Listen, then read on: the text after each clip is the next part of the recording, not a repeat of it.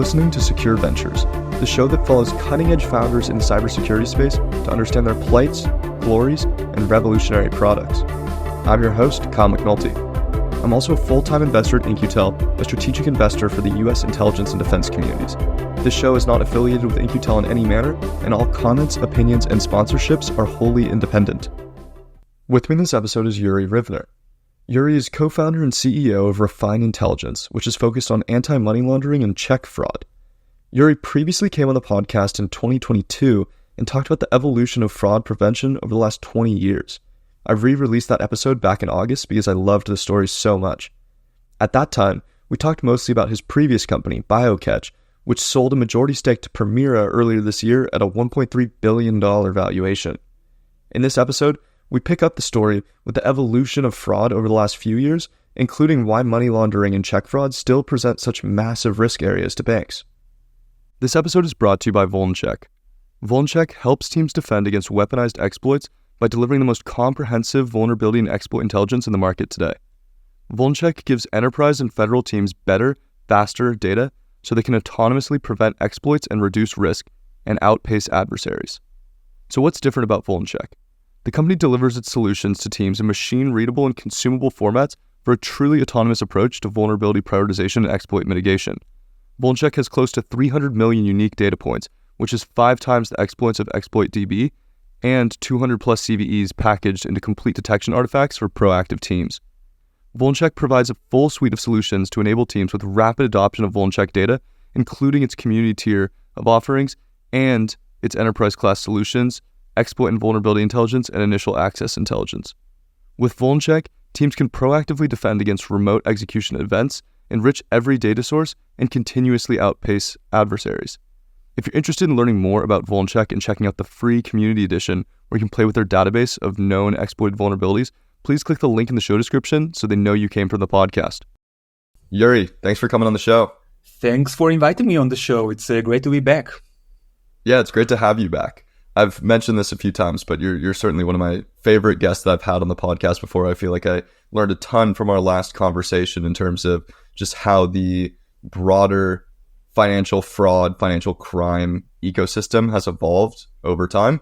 The kind of exchanging blows between the attackers and the defenders and how these tactics evolved in order to keep pace with one another on each side. And I mentioned this to you before, but for the listeners' benefit, in the last episode, you mentioned the concept of using Shift Tab when navigating a form and how that's something that only attackers typically use, like 99.9% or whatever it was of legitimate users don't think of that functionality. So as soon as you see that combination being used to fill out a form, it's immediately a flag to go ahead and identify that it might be someone who's taken over that account and is trying to navigate through a bunch of hijacked accounts. And so now whenever I'm going through a form, I'll use the Shift Tab functionality and haven't been flagged for it yet.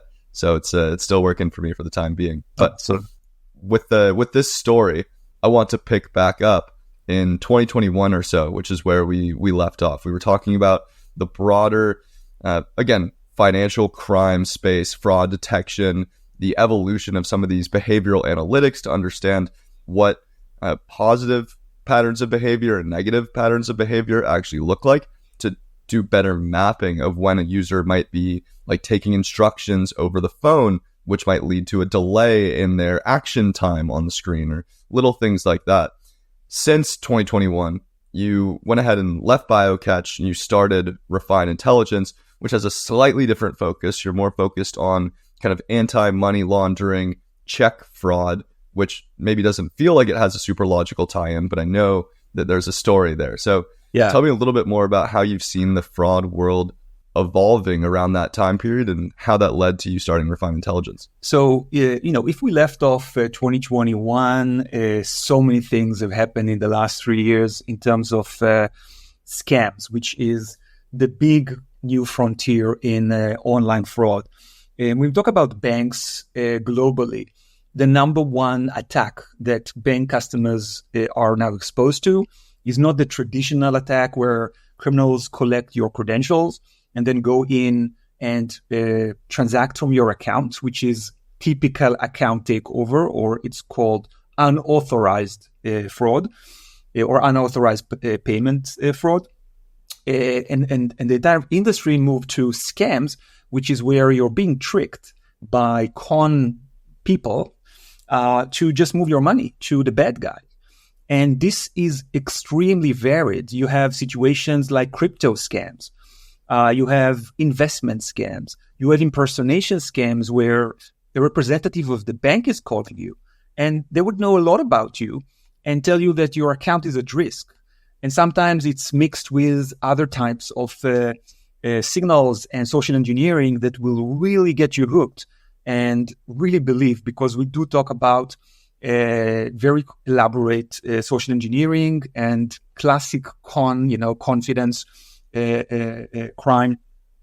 And essentially, this is something that globally has been the number one type of attack for many years. To a point where if you actually analyze the UK industry, it is, if for many, many years account takeover, unauthorized access to your account because you divulge your credentials unknowingly, and then things are happening in your account without you knowing, that has been the fraud. Now it's about 20% of the fraud. And 80% of the fraud is tricking you to actually move money without you suspecting that you're going to regret it. And this is something that we've seen starting in the UK in 2016, but by now it's like by far the biggest type of attack globally. In the US, you do have a lot of these attacks as well. And one of the major types of attacks is called pig butchering, which is a kind of combination of romance scams, investment scams, and very, very heavy social engineering designed to, over time, create a situation where the money that can be sucked from an account is going to be enormous, to a point where you can lose your life savings or even take some loans in order to do something, again, that later on you will understand you were a victim. Most of these are unreported. People are very shameful of the fact that they have been scammed by these sort of things. And the typical criminals, if we talk about, 10 years ago, the typical attack came from Trojans that were developed in East Europe. Nowadays, a lot of these are organized crime groups in Southeast Asia, actually, or all sorts of other parts of the world that essentially have their own victims. People who are doing the fraud, doing those sort of scams, are themselves victims of those organized crime organizations, and they have to do it. They are trained to do it. They have facilities, and they basically work for organized crime, and they're like the people driving all of this. So a lot has changed from that perspective, and the attacks became much more devastating since we last had this conversation. I think the other big change is obviously deepfake and the introduction of Gen AI, which, 2022, you didn't have ChatGPT. As an example, ChatGPT and Gen AI level the field. It means that you can be a criminal anywhere, I would say, on Earth, okay? And still be able to very systematically and effectively trick people that speak other languages. And you can create very convincing messages. You can now simulate conversations with people without you having any control of their language. And Gen AI by now is multilingual, right? It doesn't have to be English-speaking victims. Deepfake is another interesting thing.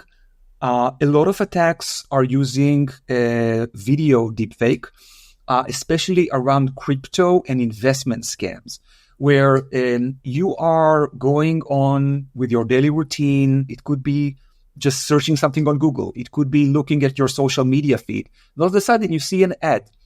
This ad is targeting you, same as any other ad. Someone actually paid the social media company to present that ad.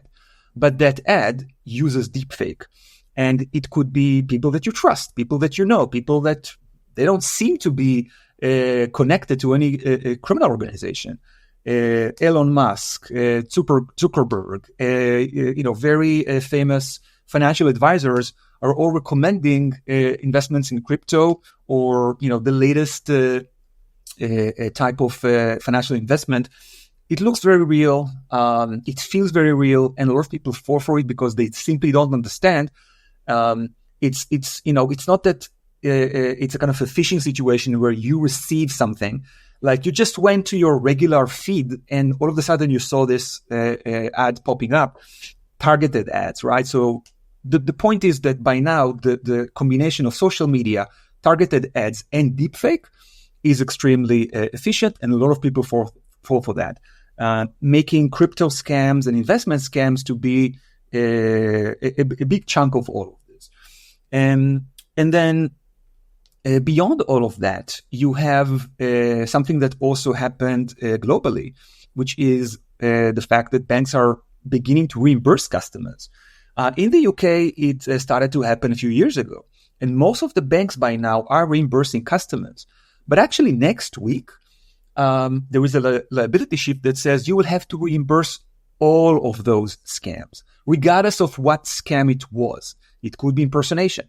It could be a romance scam. It could be a crypto or investment scam, or just a fake e-commerce website. As long as the money went from your bank account without you, being fully aware of the fact that this is a scam, and again, this is called authorized payments, right? You actually go to your bank account, to your online bank account, and move money to the criminals. You can then ask for the money back, and the bank will have to reimburse you unless they show like gross negligence. This is a new regulation that is kicking in next week in the UK, covering about 99% of scam claims. So pretty much everything. Another interesting thing is that 50% of that will be the liability of the beneficiary bank. And this is a new kind of experiment that you don't see in other countries, where the liability is going to be shared between your bank, right, as a victim, but also the bank where the account that you moved money to unknowingly, or let's say without understanding that this is a scam, they also have liability, and 50% of the reimbursement will come from them. All of this means that the banks obviously have a much tougher job these days to detect those sort of scams. You mentioned a few of the things that the banks are doing. When we talk about outbound, you can use things like behavioral biometrics or behavioral analytics to see, hey, the customer is being under duress, the customer is being guided, the customer is more hesitant in certain activities. These are all micro signals that say, hey, something about this is strange. An active call that you have as you move the money is another signal. So the banks have been using that for a while very effectively in the UK, in Australia, in other parts of the world. And this is, one of the things that is it's basically good news around all of this, that the industry did have enough time to respond. But now think about the liability of 50% on the beneficiary bank. This is a little bit different because you cannot really use any signal like that. You don't have any connection with the device, with the location. You cannot really run behavioral biometrics. All you know is, £5,000 were deposited right now in your account. You know where it came from. Basically, that's it. Is it a regular £5,000 that you are supposed to receive? Is it scam money and you're actually called a mule account? You're collaborating with the criminals? Or maybe it's a newly open account that was created for this fact. This is the sort of thing that will be extremely difficult for banks to actually understand. And this brings me to an interesting point.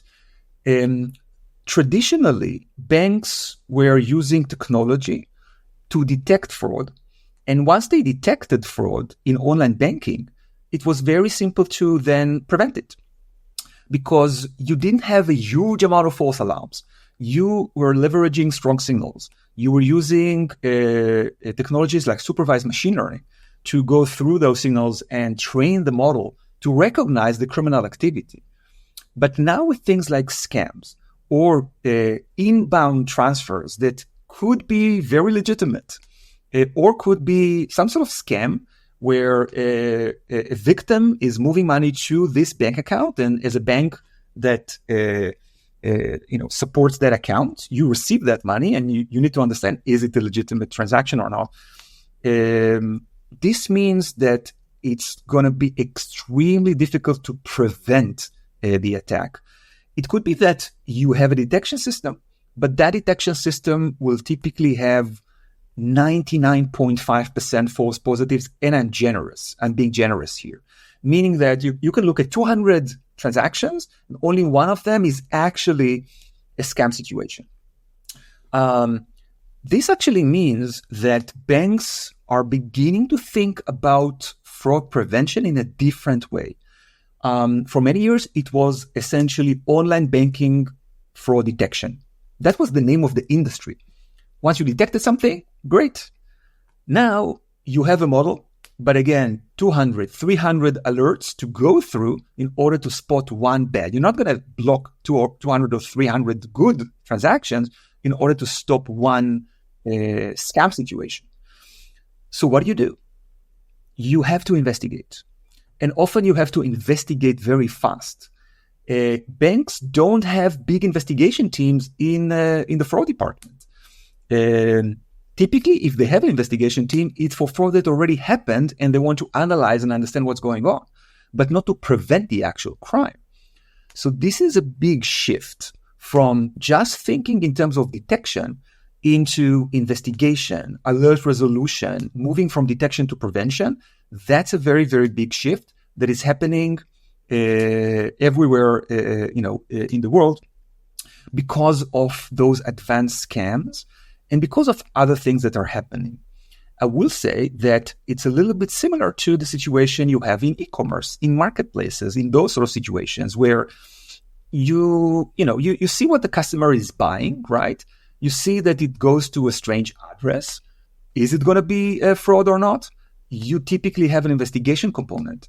You block some transactions, you investigate some transactions, but it's not that you have a magical detection system with almost no false positives that you can just decide on in real time. So it basically means that banks will have to talk to their peers in other industries, e-commerce, marketplaces, all sorts of fintechs, in order to understand, hey guys, how do you do this?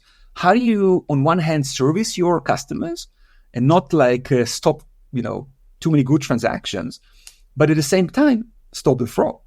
How can you run fast investigations? And are you contacting the customers to get more context about what's going on in their account? So these are the sort of things that the industry is beginning to realize. This is changing, right? In terms of the scams. So just to wrap it up, scams are now the number one frontier in financial crime when we talk about fraud. Authorized transactions, the customer is the one moving the money to the bad guys without understanding this. Often when you talk to the customer says, yeah, just move my money. I need it to be moved right now. Especially if you have things like romance scams, it's very difficult to convince the customer. It's called lifting the spell. And banks are, beginning to equip themselves with not just detection technologies, but investigation teams, people that can talk to these customers, try to lift the spell and stop that from happening, right? All because of the advancement in scams, add deepfake, add Gen AI, and you understand that a lot of things have happened since 2021 in the industry. Yeah, part of the reason I love speaking with you is because you do such a good job of telling a very in-depth story with very little prompting. I think you could do this entire conversation and just completely by yourself. And my engagement here is really just kind of performative. But regardless, distilling part of what you just said there, I think is really interesting. The rationale for why we've seen more of these scams as opposed to the traditional fraud is because the detection capabilities have actually gotten better on the bank side, right? So there's kind of an interesting, I think, technological lesson here, which is that as the capabilities got better on the defender side, and there were all these advanced analytics that were going in to detect how like mouse movement patterns of an attacker might differ from the baseline for that traditional user, then it didn't make sense for the attacker to try to take over the account anymore. Instead, it made sense to just convince the user, and it comes back to a broader cybersecurity trend of just social engineering and the value of just convincing a person as oftentimes the weakest link to be able to gain access to the underlying resources. So I think it's just interesting to hear you provide the extra context as far as how that works. Another thing that I want to drill into, and we'll keep this moving and get it back to refined intelligence in a second here. But this regulation that you mentioned in the UK is a little jarring to me. It's the first time I've heard of this, where they're going to be responsible, even if it's very much a user-driven error, because it takes the accountability away from the user in a lot of ways. And in some ways, I think that's great in terms of protecting the user, but I imagine that it creates some maybe perverse incentives that potentially exist, especially from the bank side in terms of who they give an account to. So I don't know if this is something that would even be allowed under the UK banking system, but I'm curious to hear your thoughts on this.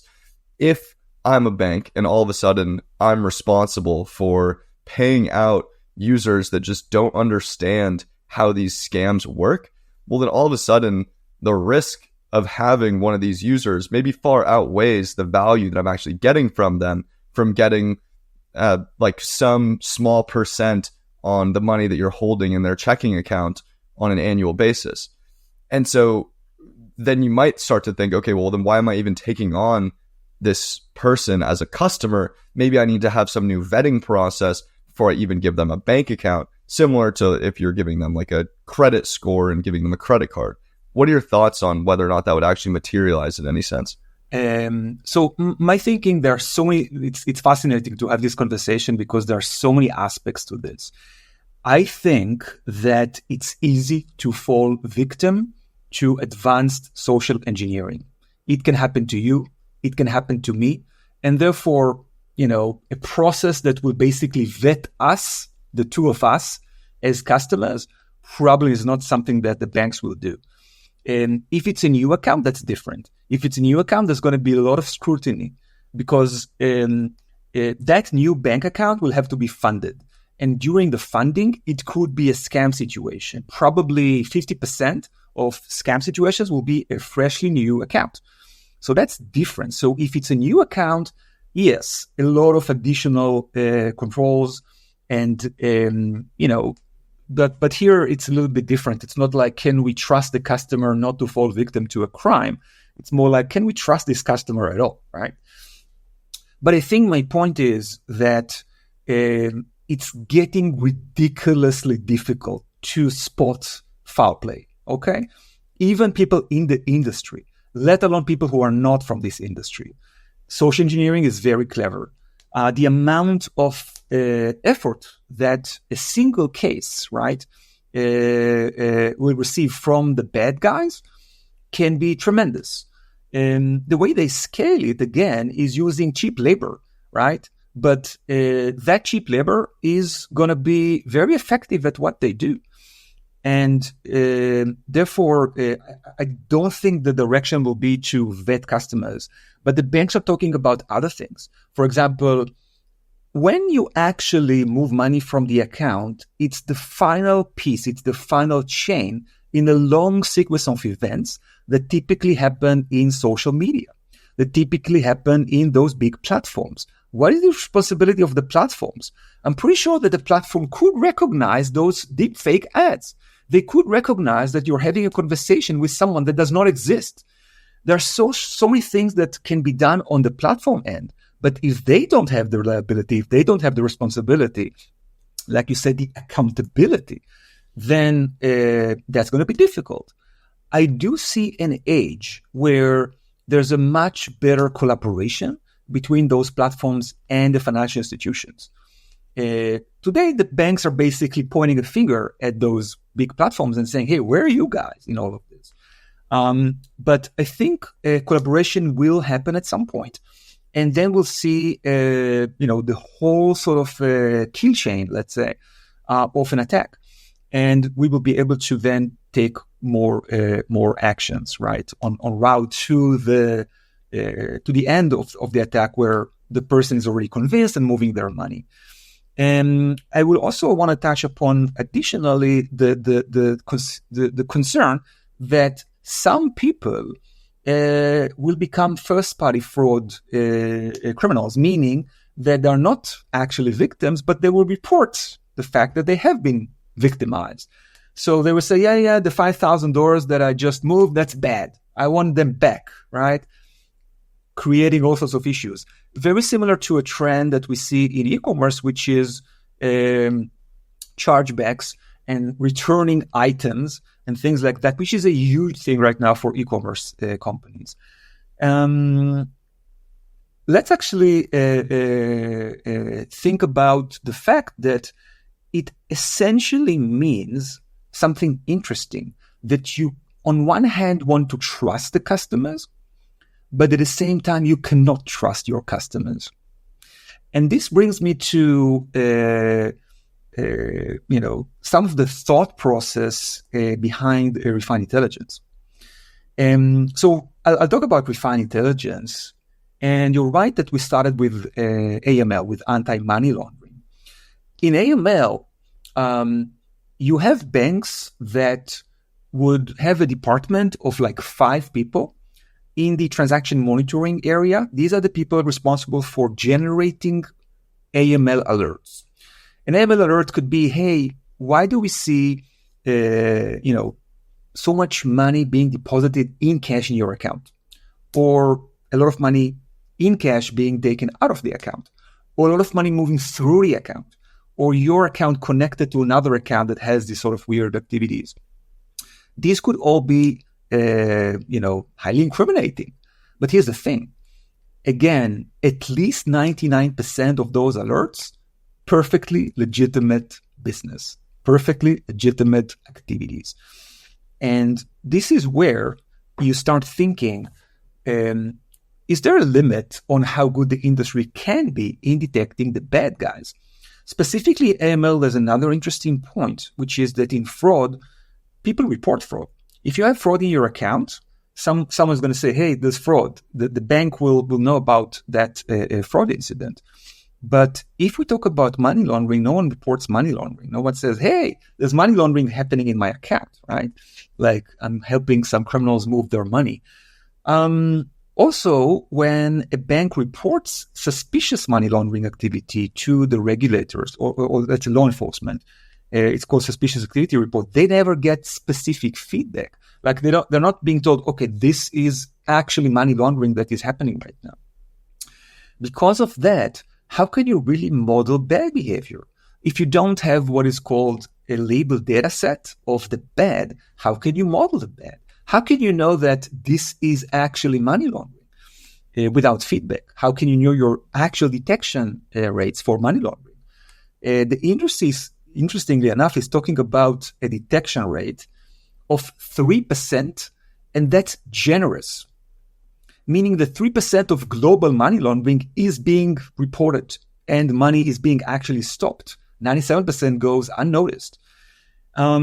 It's not that the banks are not trying. They are trying, but it is very difficult, right? Again, you don't have feedback. You also operate on very thin context. We talked about device, location analysis, behavioral biometrics. You don't have that when you just look at, cash deposits or cash withdrawals or just money moving through an account. You don't have that sort of context. So because of that, you have a lot of false alarms. But again, most of those false alarms are essentially anomalies. There are anomalies that happened from time to time in a customer's account. Why? Because you just sold your house. Because you have a big renovation project and you pull a lot of cash from the account because all of the contractors want to be paid in cash. Because you are paying for, your daughter who is now a student in a foreign country and she's a student and you pay her tuition. There are all sorts of things like that that are perfectly legitimate activities, especially with retail banking, with consumers, that would look like a very suspicious anomaly. They will hit all of the red flags. And this is where myself and a bunch of other folks, financial crime fighters, kind of thought about it and said, look, specifically in money laundering, there is a limit to how much you can, excel in detection. If you don't have a lot of context, if you don't have a lot of signals to operate on, and if you don't have a feedback loop, it doesn't really matter what sort of like machine learning you're using or AI model you're using. There's a limit. But how about going the other way and trying to model the good behavior? How about asking people to explain the activities in their account? The way it's done today, if the AML team would like to understand, hey, what's going on in your account? Then if it's a big bank, they will typically have like an offshore center. Someone's going to call you with weird accent and ask you some questions that might be awkward. If it's a smaller bank, it's going to be the branch. You normally talk to the branch. You typically don't talk to people in the branch anymore. The branch doesn't want to talk to you around these sort of things. They want to talk about, hey, we have a great new investment plan for you. They don't want to ask you questions about, can you explain why you deposit this in cash or what you took some cash from these are awkward situations. So the notion is, how about automating it? How about creating it digital? Meaning that instead of someone from the branch calling the customer, it's all fully automated, consistent, structured, and asking the right questions. And this is the basis for what Refine has created. Refine, which together with my colleagues, we established 2 years ago, or a little bit more than 2 years ago, is working with the banks and focusing not on detection at all. The alerting systems already created the alert. The problem is the false alarms. 98%, 99%, could be more. Most of it legitimate activities. And how do you know? You can ask the customer. Once you ask the customers in a very structured way, something interesting is happening. Customer tells you, yeah, it's a home renovation. That's the reason for the fact that I'm pulling a lot of cash from my account. And home renovation, we found, is actually 35% of all of the alerts related to high amount cash withdrawal.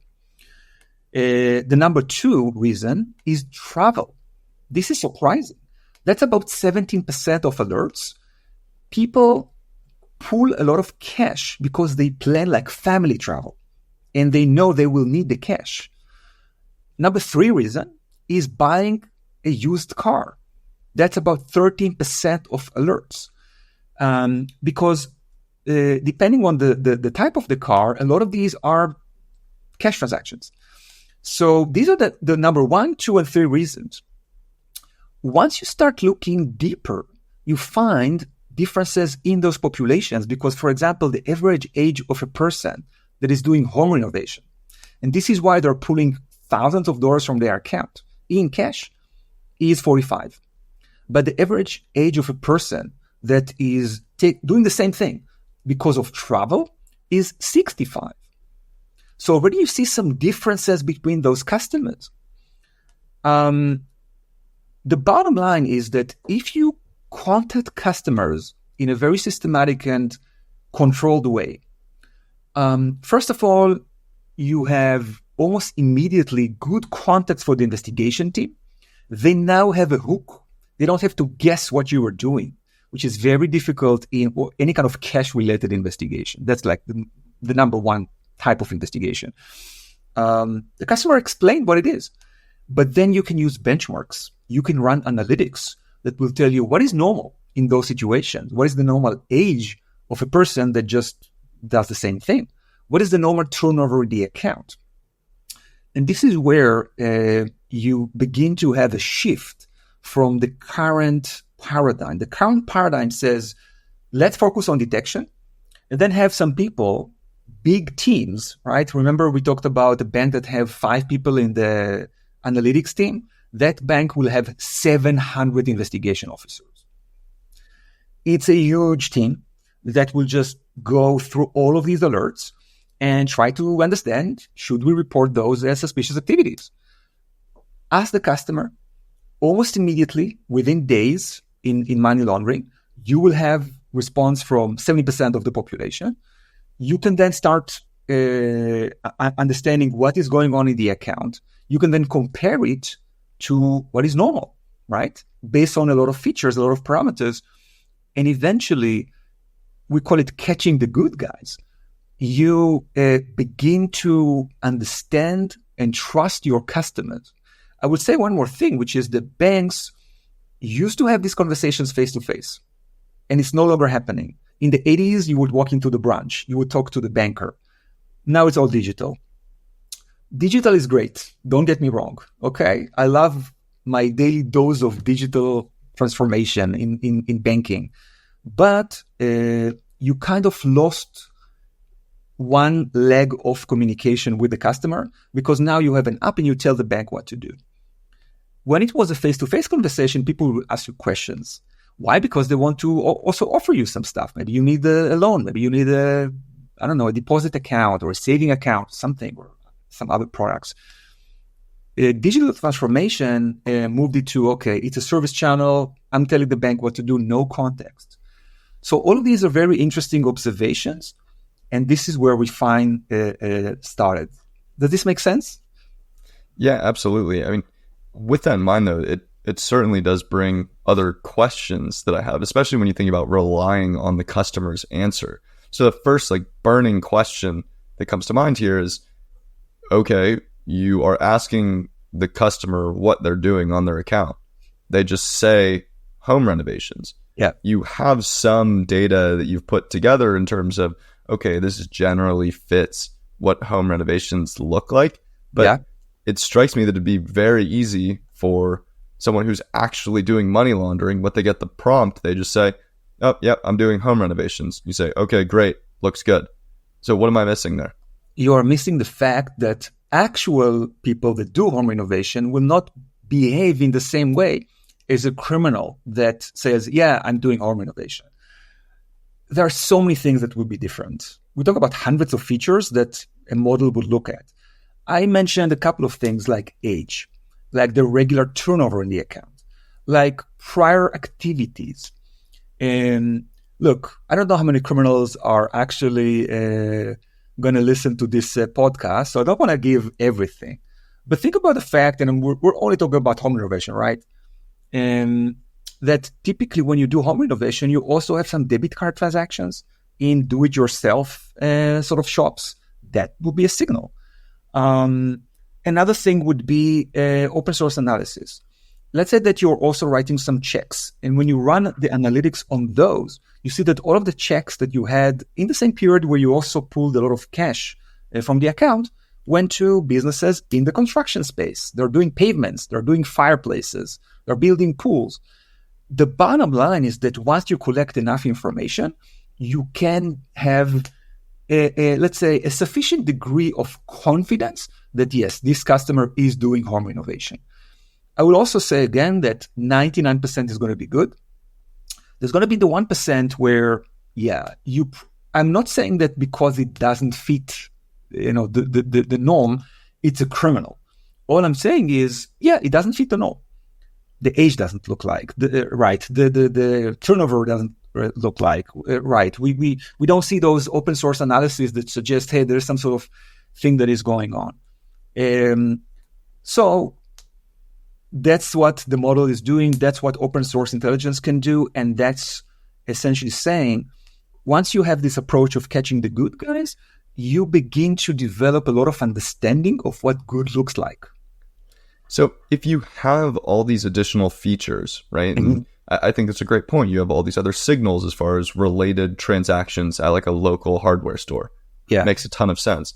Right. Then why have the customer engagement in the first place if you're basically discounting it and saying, oh, we're relying on the information that we're getting from these other features? Hey, Kyle, we're actually recruiting people to the product team. I don't know if you wanna join, but this is a great question. And you're absolutely right. As I said, there are two ways to do this. One is to ask the customer, right? And by the way, one of the things that we found, we're running sentiment analysis on the answers. 98% are perfectly okay with explaining their strange activities in the account. The bank is asking, they're providing. So they're either neutral or positive about it. Also, the response rate is very, very high, and it takes them 2 minutes to complete 6 questions. After 6 questions, we have enough sort of context. So what we've proven and demonstrated is that the traditional thinking that says don't ask customers and don't approach customers and do it as the last resort, it's actually pretty good. When we talk about check fraud, you'll see that it's actually giving the customers the feel that they're being protected. But you're also right. You don't have to do it. Once you have enough data, you can then say, look, I'm looking at Kyle's account. They're doing home renovation. How do I know? First of all, it fits with everyone that is doing home renovation. The age, the transactions before, open source analysis. We're 99% sure this is home renovation. Or a wedding gift, or a dog walking that explains, some cash deposited in the account, or anything. When we talk about life stories, you have employment-related things, you have life stories that are related to all sorts of gifts that you receive. And once you have enough data, yes, you can start doing it without asking customers. And the way banks think about it is a combination. So they will start with something that does not approach the customer, see if it gives them enough confidence. But if they have additional concerns, then they will approach the customer, right? So this is a perfect question, and that's the way to answer it. As I said, we started with AML, which is anti-money laundering. And at that point, the banks told us, guys, you created this crazy way that works so well in reaching out to customers. And the customers don't seem to mind being approached and asked these sort of questions. Can we use this for other things? When we probed what is the biggest thing that banks are suffering from, where this can help with right now, I'm talking about the banks in the US. I was shocked and surprised to discover that the answer is check fraud. So that was a big surprise. Kyle, are you writing checks? No, the only reason I'm not surprised is because I know you've mentioned this to me before. So, first time I heard it, I said, what do you mean check fraud? You mean like the physical paper checks? I didn't know that people even use them. So actually in the US, people still write checks. Not only that, people mail the checks, right? They send them over mail. I think, I don't think there's any other country in the galaxy that is doing this. It's a US thing. And when banks started to educate customers, hey, you have digital means to do the same thing. You don't have to write those checks. People kind of said, no, we like the checks. So try to educate customers not to write and mail checks. For some reason, it's like a little bit like there's some sort of amendment in the Constitution that says Americans will write checks and send them over mail.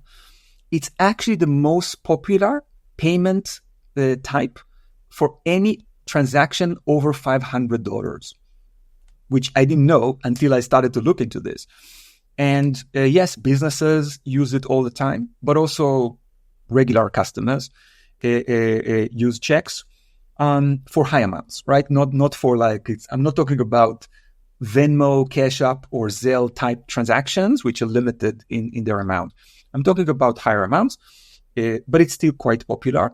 And the other thing is that it became the number one fraud problem in the US, and it wasn't that 5 years ago. It all started 4 years ago with Corona, with COVID. So I want to explain because it's so fascinating. And during COVID, local governments started to mail a lot of checks to a lot of citizens with unemployment claim checks, with all sorts of subsidies or support checks or whatever. There were so many programs. And most of it was done by sending a check over mail. Traditionally, check fraud wasn't a big deal.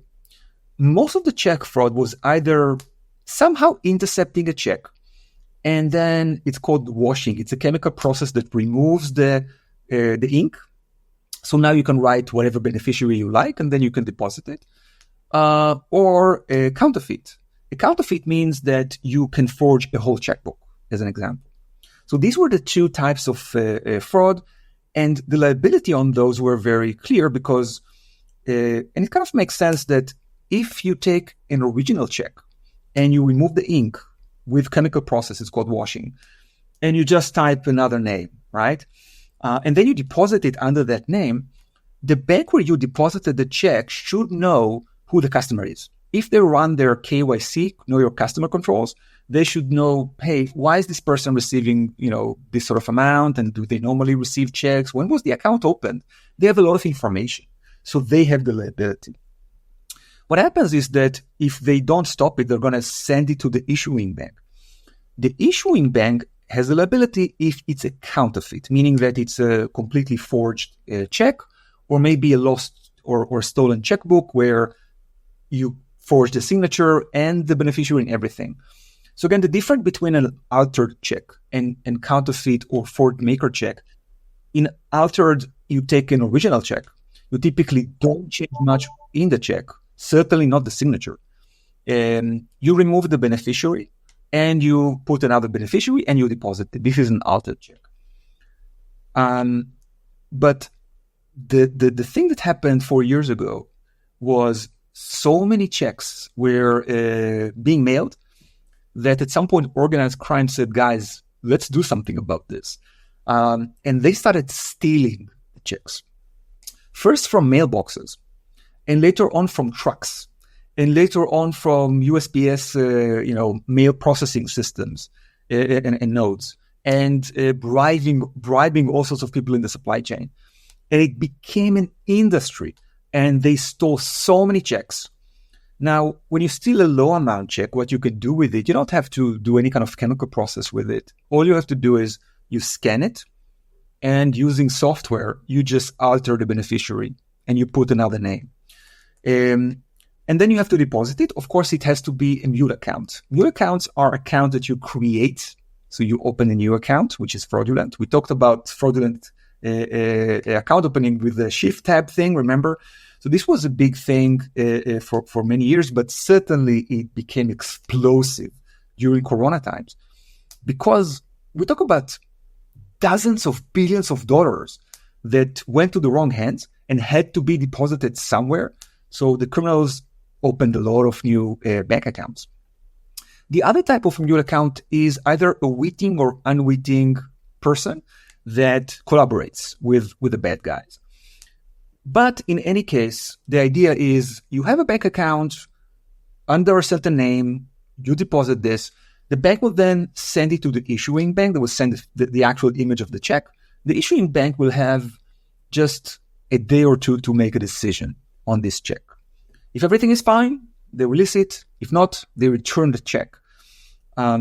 Because of the huge tsunami of mail theft, the criminals started to have so many checks in their hands, and they started to do pretty good enough forgery on those beneficiaries that they altered. Smaller amount, they used mobile deposits. You can use it in a mobile app. Larger amounts, they actually printed it and used an ATM machine. So they had to do a little bit extra if it was over $10,000 or whatever the limit was for their mobile deposits. But still, it was huge, right? And then they got the appetite to say, look, why are we just focusing on government checks, treasury checks? Why not any kind of check? And they started to scale. And in certain states in the US, you have like a hub spot, like a huge sort of hub of organized crime stealing systematically. And as long as people don't stop mailing those checks, it just continues. They take it, they forge the beneficiary, they deposit it in an account that they control under the same name, and then the rest is history. This created a huge problem. I don't have the statistics before, 2019, right? But it wasn't an issue. Banks didn't say it's something that they're even fighting and investing resources in. Today, it's the number one problem in the US. We talked about scams. We talked about social engineering. We talked about Trojan horses and remote access attacks, and like all of that. Forget about it. Check fraud. Check fraud is the number one problem.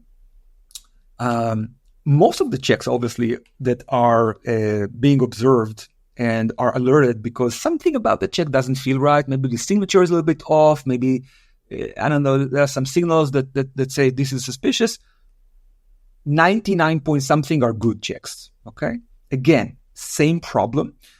And therefore, you have a detection system, but you also have an investigation team or an operations team that is looking at checks. Because the checks you have to call within a day, basically, I would even say most of the banks do it by 1 p.m. because by 3 p.m. they have to return the check or honor the check. It means that those teams wake up early in the morning, go to the office, and they look at check after check after. We talk about 5 minutes per check, something like that. Hundreds, sometimes thousands of checks on a daily basis. These are alerted checks that were a little bit suspicious. Most of them good. A small population will be bad. That's the reality of fraud teams in the US. And again, if you think about what Refine is doing, we call it catching the good guys. It's about using digital communication channels, multiple channels, to reach out to customers effectively. And here are the statistics. By now, we can get a response from customers by 1 p.m., around 80% response rates. It takes people 20 seconds to go through a process. It's a very visual problem. Once you see the check, you can say, hey, I don't recognize the beneficiary, or my signature is off, or something like that. So it's allowing customers to actually inspect the check, and tell you what it is. Here, you don't need fancy models. It's as simple as making sure that you grab people's attention. You have to orchestrate it. You have to understand who to contact, when to contact, how to contact them, what sort of context to provide. There are many things that you have to do for this to work, but the bottom line is extremely effective. And almost every check that people inspect are going to say, hey, pay the check, everything is fine.